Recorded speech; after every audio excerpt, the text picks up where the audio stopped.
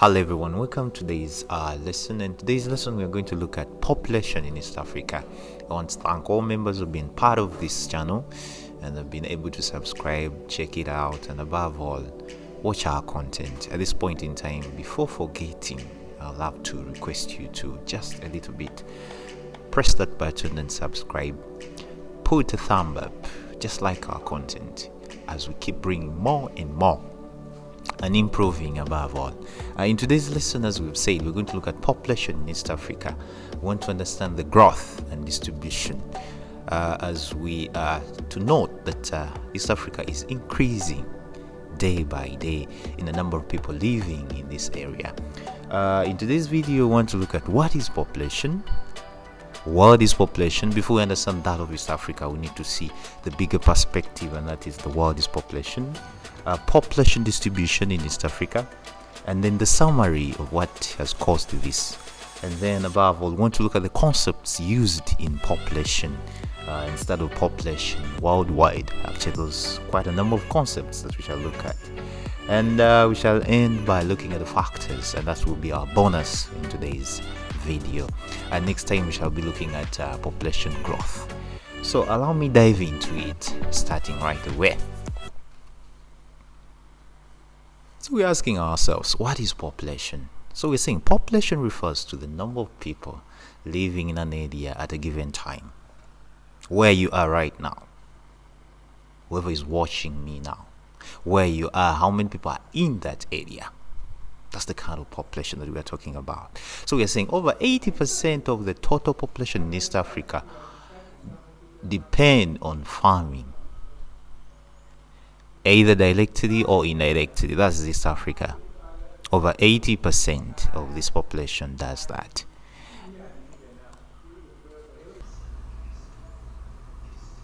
World population 7.8 billion as of July 2020. That's the population currently that we have in the world today. First in the position, that is the continent, and that is Asia, with 4.6 billion people. Second to it is Africa with 1.3 billion people. Europe with 747 million people. South America with 430 million people. North America with 380 million people. Plus Austria with 42 million people. There's some areas that we have not looked at. That's the Antarctica and the Greenland kind of areas. We've been looking at the major continents here. When you look at the graph over this other side, you'll notice that the groupings of the people basically or measure the youths who are taking up this population. 10, 20s and 30s, as you can see the bars here, are giving us 3 to 4.4 billion people in the world. Then it goes down the ages of 40, 50, 60 up to 100. As you can see this other side, below actually billions going to millions. Moving on. Population distribution in East Africa. That's what we want to look at. Population by country. Uganda has got 45 million people, 741.7 people as of July 1st, 2020. Kenya has got 53,771,296 people. Tanzania has got 59,734,000 people, 218. Rwanda has got 12,952,218 people. Burundi has got 11,890,784 million people as of July 21st. Current data. The current population of East Africa is 442 million people. 287,340. I repeat, as of Wednesday, July 1st, 2020, based on the latest United Nations estimates. Right now, we may be looking at this, but there are births and deaths. As we shall note later on to our lesson, that the births are actually surpassing the deaths, even amidst this COVID-19. We can see that the births are high We have many people, many young ones being given birth compared to the number of people who are dying in East Africa. And that's why, as we shall see, that it takes up number one in the regions in Africa with the highest population. So positioned by regions in Africa, East Africa population is equivalent to 5.17% of the total population in the world. In the world, we are taking up 5.7%. That's incredible. It's serious. You may look at that percentage as small. It is big. East Africa ranks number one in Africa among the sub-regions ranked by population. Population density in East Africa.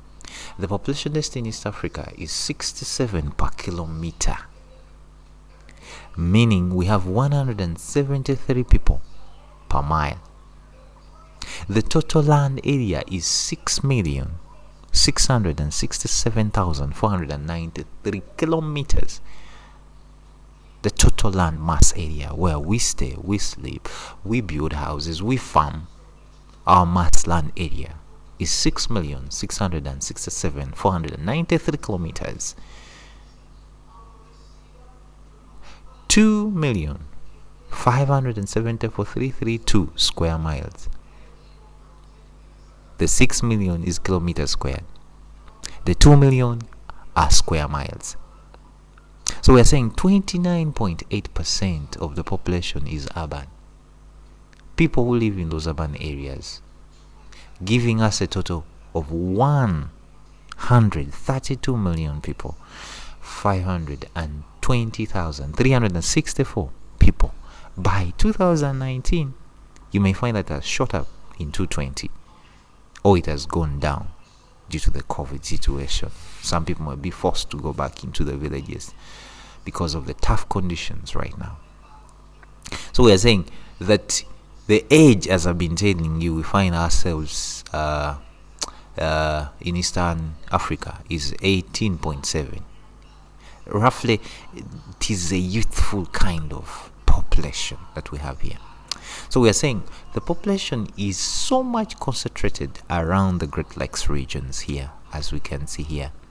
So we see quite a number of people around Lake Victoria, around this Lake Albert, around Lake Kivu, around Rwanda, Burundi area, and then we see some around the coast of East Africa. Then few people in the central Tanzania, as we can see around this area, and then relatively actually low population or sparse population in the northeastern Kenya, as we shall see there. We shall look at the conditions which have influenced such. Moving on, we want to look at the summary of what has influenced what we've just looked at, the population distribution, the manner in which people are distributed in certain areas here and there. We are saying rainfall distribution and temperature as climate factors. These actually play a bigger role in determining the manner in which people are distributed here and there. So we are saying areas actually which have heavy rainfall can support agriculture, thus attracting people to settle in such areas, as we have just seen in our map above, that people settle around areas which have high amounts of rainfall, which support agriculture. Earlier on, we noted that 80% of the East African population is predominantly subsistence agriculture.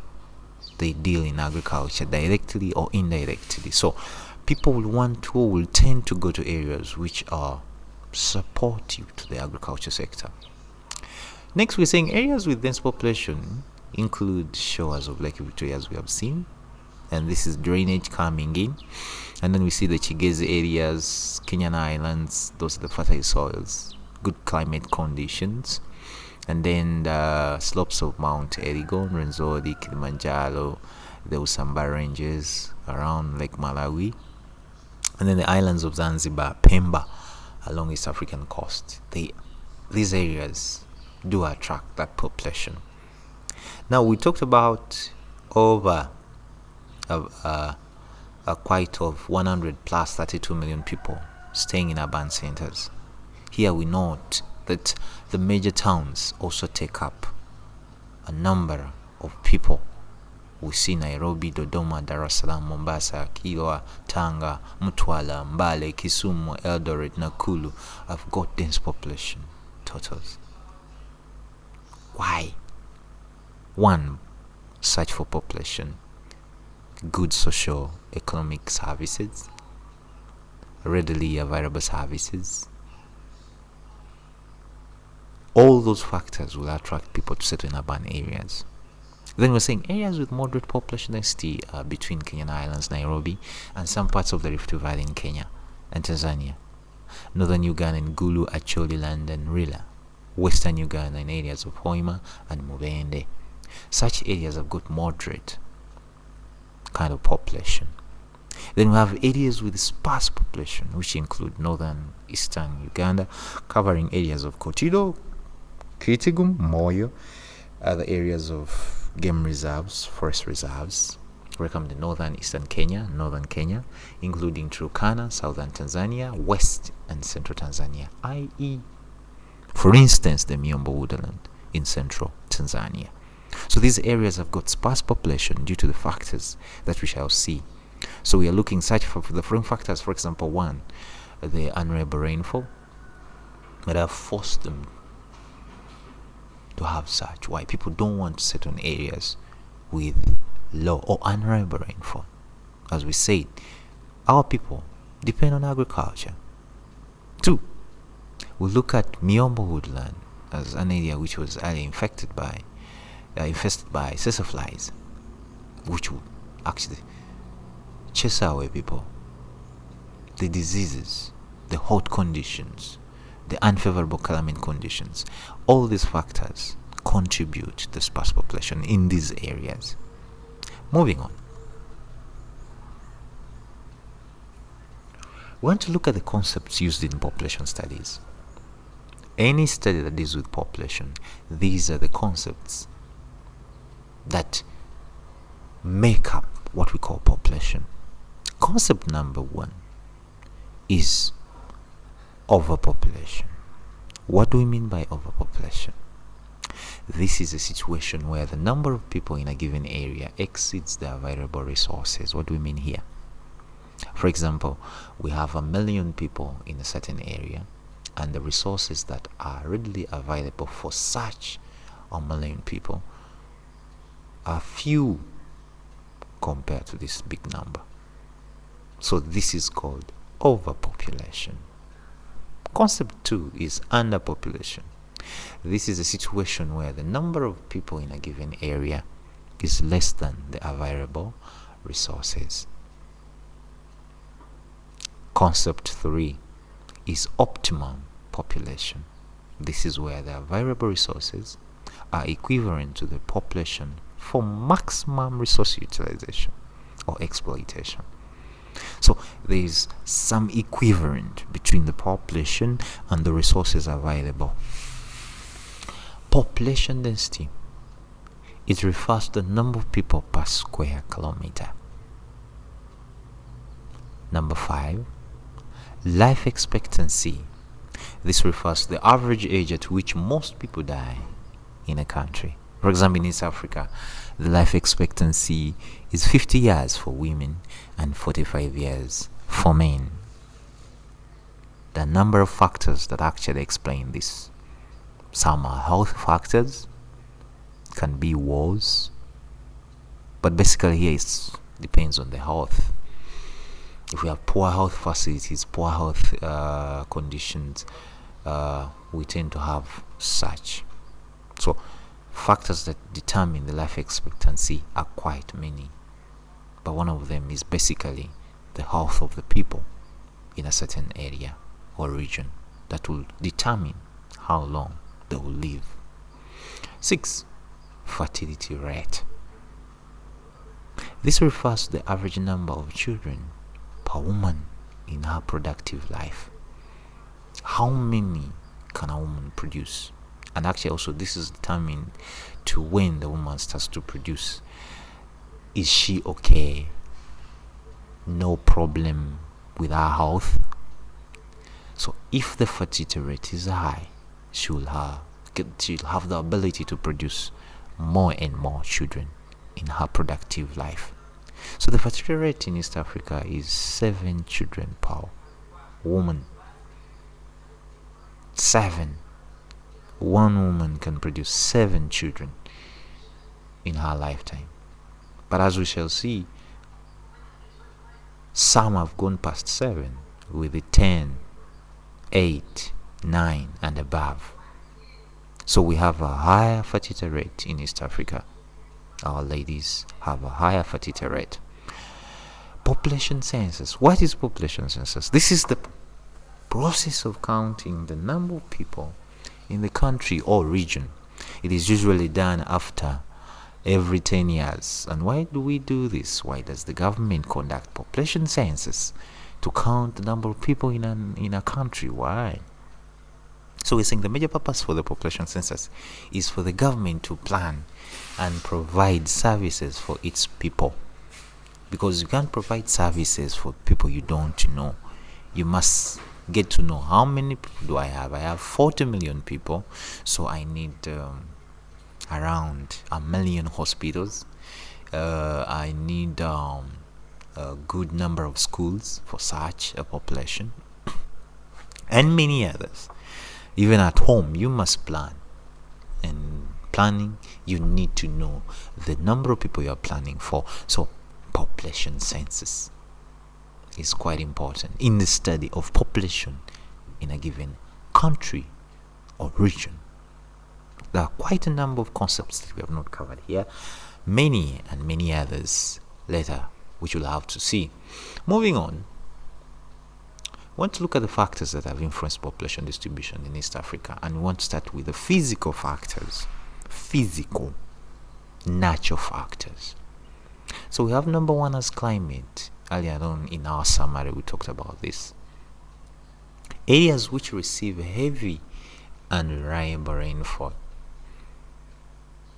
These support crop production or crop growth. Such areas have attracted a number of people. For example, the shores of Lake Victoria, Kenyan Highlands, slopes of Mount Elgon, Chigeza Islands, mentioned but a few.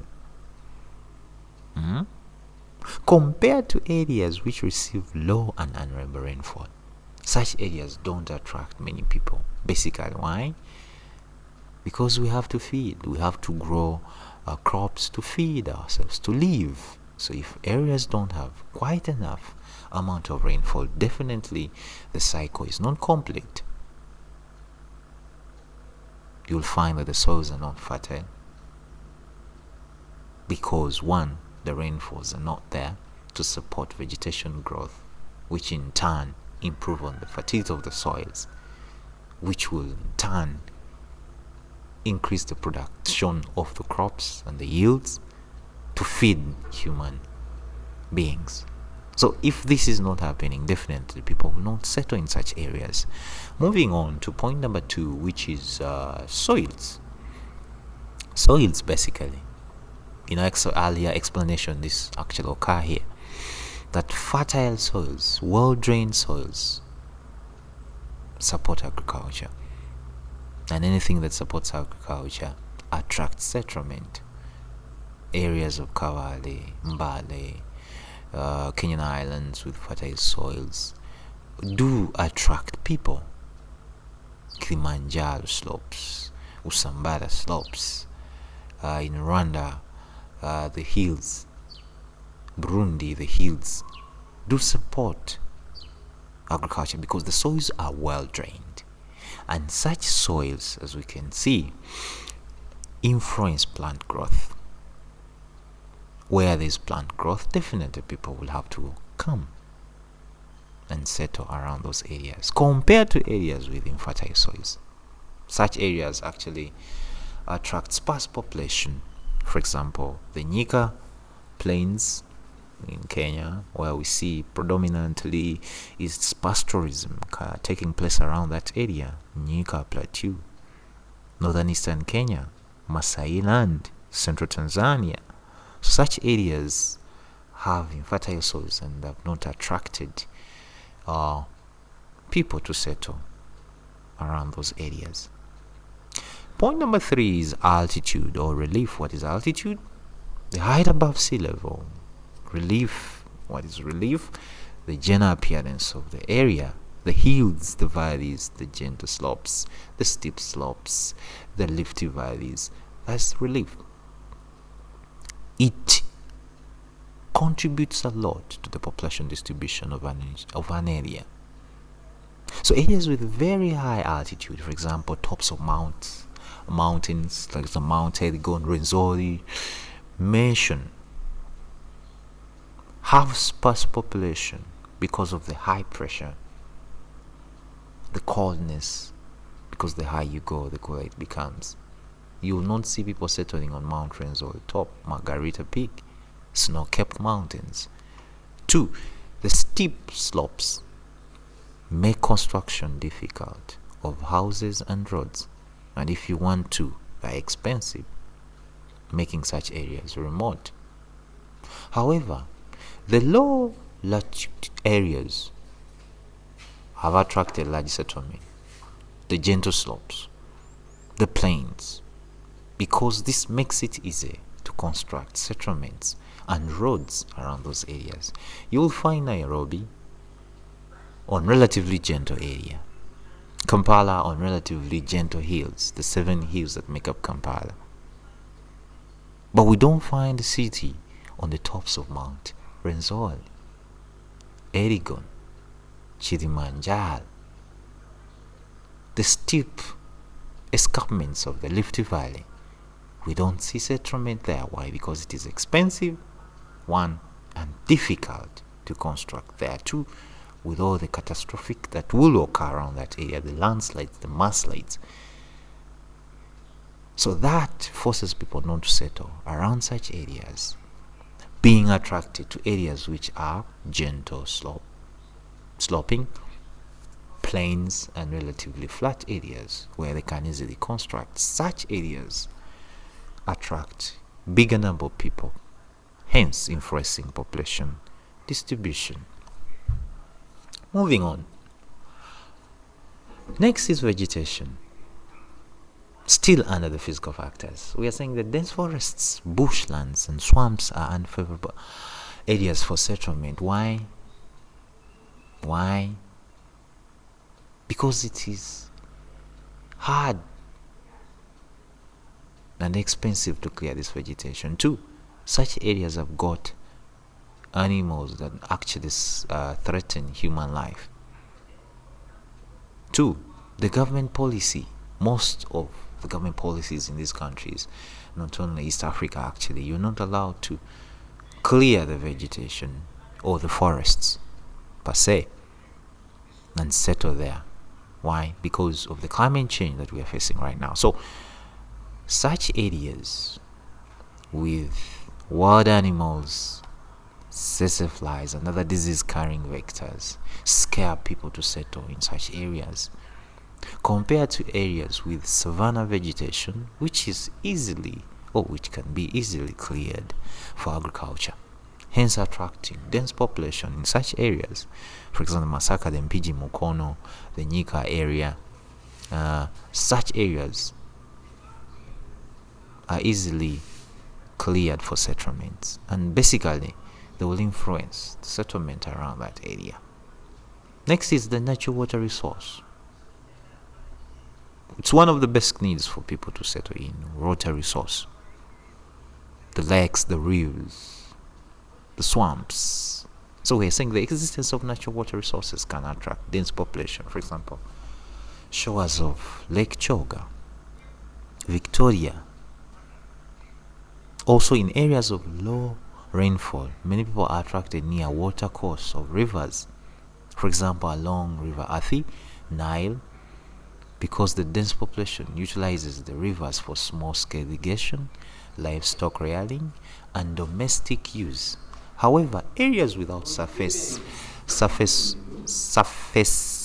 water bodies have scared away settlement, leading to sparse population. Igi, Karamoja area, Turkana land. So such we don't see population distribution around those areas. Moving on to next, that is drainage. A little connected to the point that we have just seen up there. Poorly drained areas, the coastal margins of Kenya, Tanzania, areas full of mangrove swamps which are unproductive in terms of agriculture, therefore leading to sparse population in such areas, compared to areas which are well drained, actually attract this population density. Why? Because they influence agriculture. For example, we have areas like central part of Uganda, slopes of Mount Kenya, Elgon, Kilimanjaro. Such areas are well drained.